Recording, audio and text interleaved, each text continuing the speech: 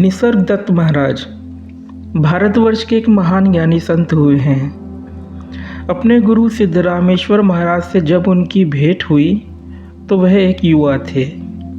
मारुति उनका नाम था। घरों में तैयार की गई बीड़ियों को अपनी दुकान पर बेचना उनका काम था।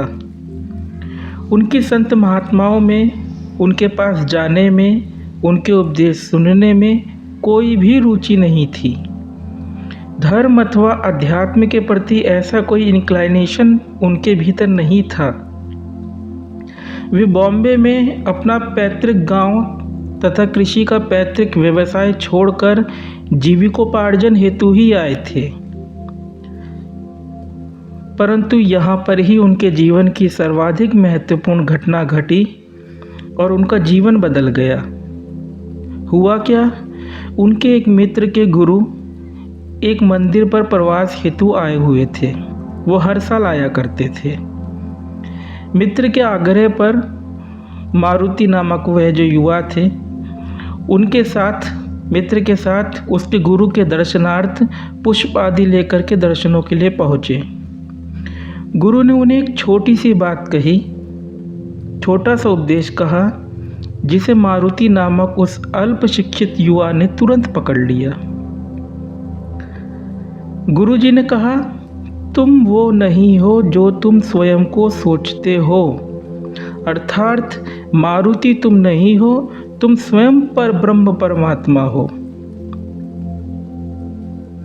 बाद में यही युवा विश्वविख्यात निसर्गदत्त महाराज के नाम से पहचाना गया। उनके गुरु का नाम था सिद्धरामेश्वर महाराज, जो कि महाराष्ट्र के नवनाथ संप्रदाय से थे। मारुति को भी उन्होंने अपने संप्रदाय में ही दीक्षित किया था। उन्होंने ही निसर्ग नाम दिया था। लेकिन यह केवल औपचारिकता थी। जब निसर्गदत्त महाराज सुविख्यात हो गए और उनके विदेशी शिष्यगण द्वारा बार बार उनसे पूछा गया कि आपके गुरु ने आपको क्या उपदेश दिया था, तो हर बार वे यही बात बोले, कुछ शब्दों के हेर फेर के साथ बोले कि मुझे मेरे गुरु ने सिर्फ इतना ही उपदेश किया कि तुम वो नहीं हो जो तुम अपने आप को सोचते हो, तुम परब्रह्म परमात्मा हो। कुछ शिष्यों ने उनसे पुनः जिज्ञासा करते हुए पूछा कि क्या इतने ही उपदेश मात्र से उनका काम चल गया? तो उन्होंने इसका उत्तर दिया, हाँ। इस प्रसंग की चर्चा हम इसलिए कर रहे हैं क्योंकि आज अष्टावक्र गीता के जिस सूत्र की हम चर्चा करेंगे उसे समझने में यह प्रसंग मददगार होगा। अष्टावक्र गीता के प्रथम प्रकरण के 14वें सूत्र में मुनि अष्टावक्र राजा जनक से कहते हैं, देहाभिमान पाशेन चिरम बद्धोसी पुत्रक बोधोहम ज्ञानखंगेन तन्निष्कृत्य सुखी भव। अर्थात हे पुत्र, तू बहुत काल से देहाभिमान के पाश से बंधा हुआ है। उसी पाश को मैं बोध हूँ, इस ज्ञान की तलवार से काटकर तू सुखी हो। देखिए, मुनि अष्टावक्र भी ठीक वैसा ही उपदेश कर रहे हैं जैसा कि सिद्धरामेश्वर महाराज जी ने युवा मारुति के प्रति किया। सिद्धरामेश्वर महाराज ने कहा, तुम वो नहीं हो जो तुम अपने बारे में सोचते हो। क्या सोचते थे वे अपने बारे में? यही कि मैं तो मारुति हूँ, अमुक गांव में मेरा जन्म हुआ था, आदि इत्यादि, यही सोचते थे। मतलब कि वह अपने बारे में सोचते थे कि मैं मारुति हूँ। ऐसी सोच के बारे में ही मुनि अष्टावक्र कहते हैं,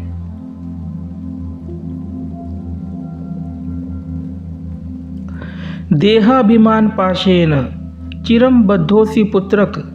हे पुत्र, तू बहुत काल से देहाभिमान के पाश से बंधा हुआ है। मैं मारुति हूँ, ऐसी सोच ही देह का अभिमान है, जो कि पाश है, बंधन है। चूँकि मारुति एक देह का नाम है, इसलिए देहाभिमान है कि मैं देह हूँ। आशा है आप समझ पा रहे होंगे कि कैसे हम निसर्गदत्त महाराज के जीवन के इस प्रसंग द्वारा सूत्र में कही बात को समझाने की चेष्टा कर रहे हैं। यह बात हमें अपने ऊपर घटानी है। अपनी अहंता एक शरीर विशेष को देने से देहाभिमान होता है। अहंता का अर्थ है मैं भाव। मुनि कहते हैं चिरम बद्धोसी पुत्रक, हे पुत्र बहुत काल से तू इस देहाभिमान रूपी पाश से बंधा हुआ है। बंधन यही है, अपनी गलत पहचान को सही पहचान समझकर जीवन जीना, यही बंधन है। ऐसा नहीं है कि कोई पिछले जन्म से यह बंधन चला आ रहा है। जब देहाभिमान इस देह के साथ में हो रखा है तो देहाभिमान रूपी बंधन किसी तथाकथित पूर्व जन्म में कैसे हो सकता है, जरा सोचे। श्लोक में जो चिरम बद्धोसी शब्द आए हैं कि बहुत काल से यह बंधन है, उसका अर्थ यह है कि हम सोचते हैं कि बहुत काल पहले कोई ऐसा दिन था, बहुत काल पहले कोई ऐसा दिन था जिस दिन मैं पैदा हुआ था। यह हुआ बहुत काल का अर्थ। हम अज्ञान के कारण, स्वयं की गलत पहचान के कारण अपनी शुरुआत इस देह के एक स्त्री के गर्भ से बाहर आने से जोड़ा करते हैं। अब प्रश्न यह उठता है कि जब हमारा व्यक्तित्व हमारी मूल पहचान नहीं है तो फिर क्या है हमारी पहचान? बस यहीं से अध्यात्म की शुरुआत है कि जिज्ञासा उठे, अंतर्मन से यह तड़प जगे कि क्या है मेरी पहचान, मतलब मैं कौन हूँ। जब देह में नहीं, यह व्यक्तित्व में नहीं, तो फिर मैं कौन हूँ? इसका उत्तर युवा मारुति को उनके गुरु सिद्धरामेश्वर महाराज ने दिया। उन्होंने साफ स्पष्ट शब्दों में कहा कि तुम स्वयं परब्रह्म परमात्मा हो। यह कितनी बड़ी बात है, कितनी विशिष्ट बात है।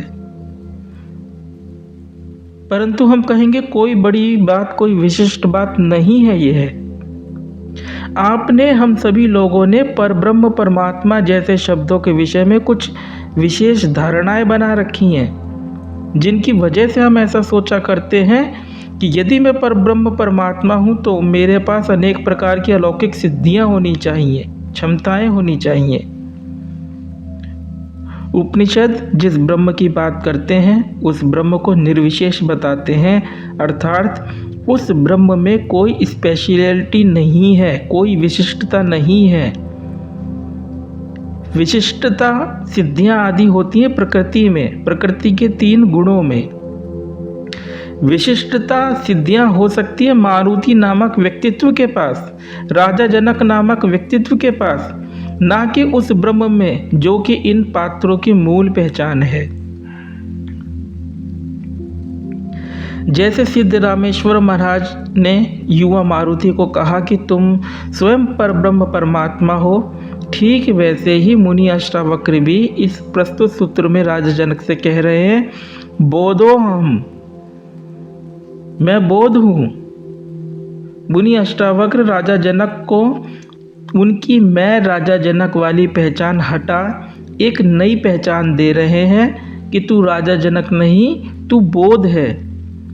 उधर सिद्धरामेश्वर महाराज भी युवा मारुति को मारुति नामक पहचान हटा एक नई पहचान दे रहे हैं कि तुम स्वयं परब्रह्म परमात्मा हो। अब प्रश्न यह उठता है, कहीं यह भी तो एक छलावे वाली बात तो नहीं है? कहीं ऐसा तो नहीं है कि एक गड्ढे से निकल, एक पहचान से निकल दूसरे गड्ढे में जा पड़ना, एक दूसरी पहचान को ओढ़ लेना? कहीं बात ऐसी तो नहीं है? यदि हमें समझ नहीं है कि वस्तुतः बोधो अहम, मैं बोध हूँ या मैं परब्रह्म परमात्मा हूँ, ऐसा कहने का अभिप्राय क्या है, तो निश्चित ही बात ऐसी ही होगी कि हम एक गड्ढे से निकलकर दूसरे नए गड्ढे में जाकर गिर जाएं। ऐसे बहुत से लोग भारतवर्ष में मिल भी जाएंगे जो कि यह कहते हैं कि वे आत्मा है, वे ब्रह्म है, वे परमात्मा है, आदि इत्यादि। मुनि अष्टावक्र इस सूत्र में कहते हैं, बोधोऽहं ज्ञानखंगेन तनिष्कृत्य सुखी भव, अर्थात उस देहाभिमान रूपी पाश को मैं बोध हूँ, इस ज्ञान की तलवार से काटकर तू सुखी हो। बात है देहाभिमान रूपी पाश को काटने की, और इसके लिए तलवार चाहिए ज्ञान की। ज्ञान क्या है? ज्ञान है मैं बोध हूँ ऐसा जानना, मैं बोध हूँ या मैं ब्रह्म हूँ ऐसा बोलना नहीं, ऐसा सोचना नहीं, ऐसी भावना करना नहीं, ऐसा जानना। जो कुछ भी हम सोच सकते हैं या बोल सकते हैं वो हम हो नहीं सकते, क्योंकि सोचने वाला, बोलने वाला सोची या बोली गई बात से अलग होता है। इस दृष्टि से यदि देखें तो आत्मा अथवा ब्रह्म के विषय में ऐसा सोचना, ऐसी भावना करना या ऐसा बोलना कि मैं बोध हूँ, मैं ब्रह्म हूँ, नितांत झूठी बातें हैं। यह एक ट्रैप से निकलकर दूसरे नए ट्रैप में फंस जाने जैसा ही है। तो जब कुछ सोचना नहीं है, बोलना नहीं है, तो कैसे इस देहाभिमान रूपी पाश को मैं बोध हूँ रूपी तलवार से काटना है, जैसा इस सूत्र में आ रहा है। आइए समझते हैं। आपने, हमने इस जीवन में अब तक बहुत कुछ जाना है, जान रहे हैं और आगे जानेंगे। हमारे द्वारा कुछ भी जानने में दो तत्व अनिवार्य रूप से विद्यमान हैं। हम कुछ भी जाने, हमने कुछ भी जाना हो, दो तत्व अनिवार्य रूप से विद्यमान हैं।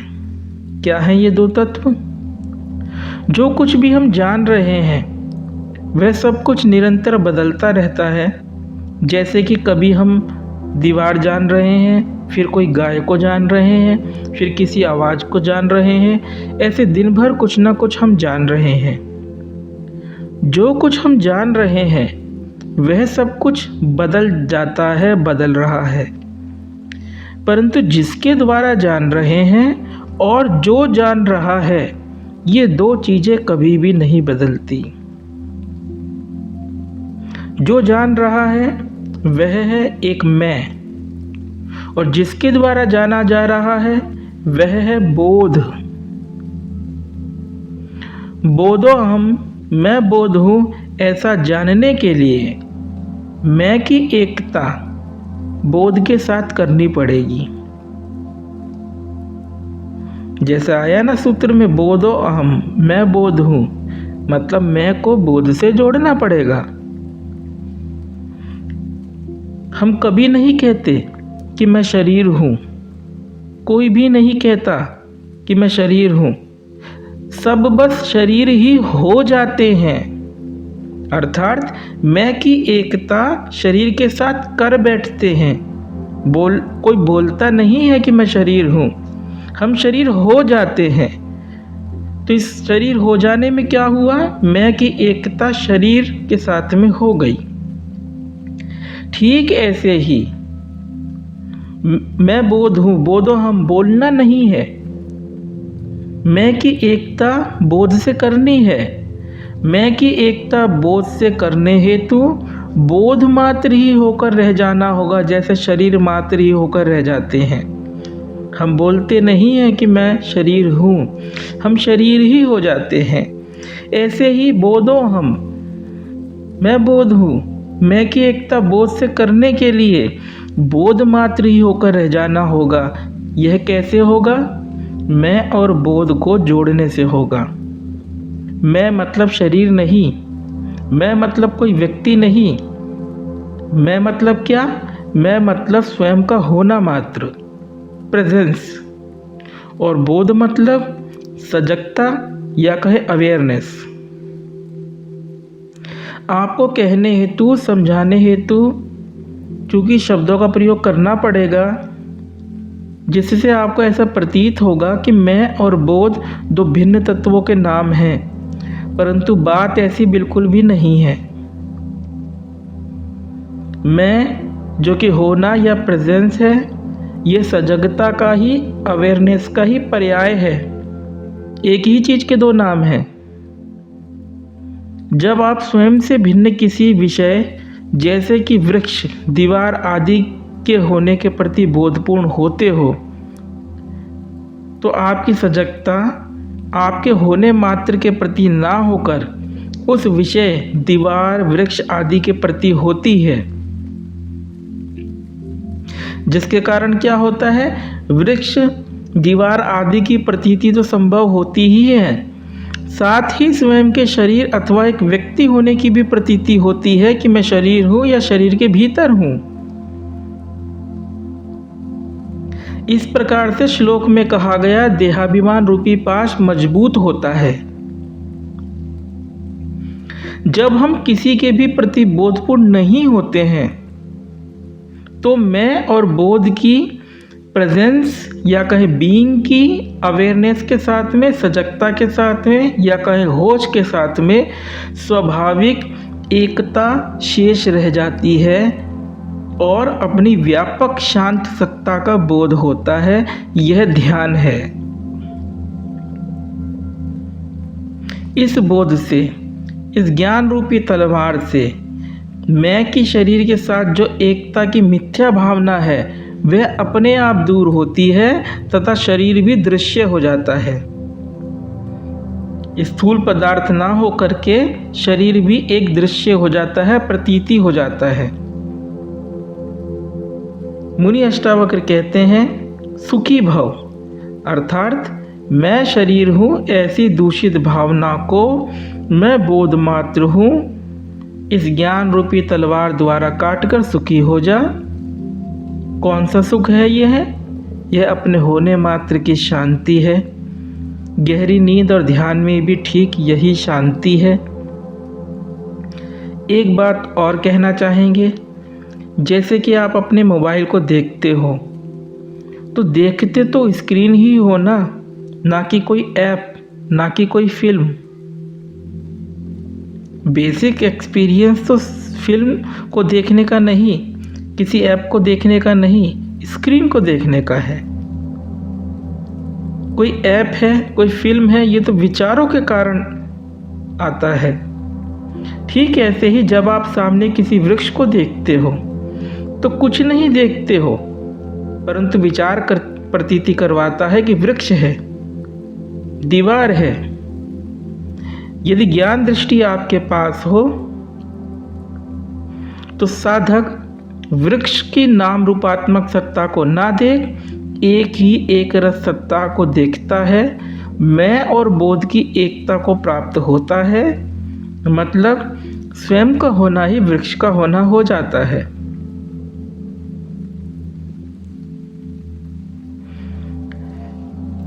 स्वयं का होना, लेकिन एक वृक्ष का होना कि वह वृक्ष हमसे पृथक है, अपनी स्वतंत्र सत्ता लिए हुए विद्यमान है, यह विचारों की देन है।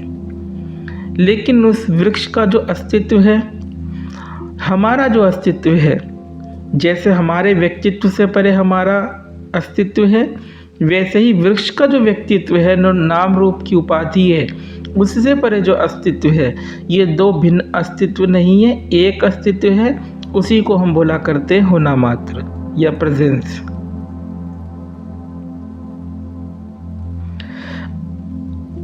इसलिए संत जन कहा करते हैं कि नाम रूप को मिथ्या जानो, नाम रूप की मिथ्या प्रतीति को त्यागो, क्योंकि त्यागने से ही उस अस्तित्व के साथ में हम स्वयं एकाकार हो जाएंगे। जब आप किसी दृश्य के नाम रूप की प्रतीति को हटाते हैं तो स्वयं की जो उपाधि हो रखी है नाम रूप की कि मैं अमुक व्यक्ति हूँ, जैसे निसर्गदत्त महाराज जी के पास उपाधि थी मैं मारुति हूँ, राजा जनक के पास उपाधि थी कि मैं राजा जनक हूँ। उधर नाम रूप की प्रतीति हटाने पर, उपाधि हटाने पर, इधर आपकी स्वयं की भी नाम रूप की प्रतीति धुल जाती है और अस्तित्व एकाकार होना मात्र के रूप में जानने में आता है। यही है बोधो हम, मैं बोध मात्र हूँ। इसका अर्थ अब इस चर्चा को विराम देते हुए अंत में यही कहना चाहेंगे कि अपने को कुछ भी ना जानना ही स्वयं को जान लेना है। यही मारुति ने किया तो निसर्गदत्त महाराज हो गया, और राजा जनक ने भी यही किया। यही करना है, यही करने योग्य है, यही सनातन मार्ग है, यही सनातन धर्म है। ओम।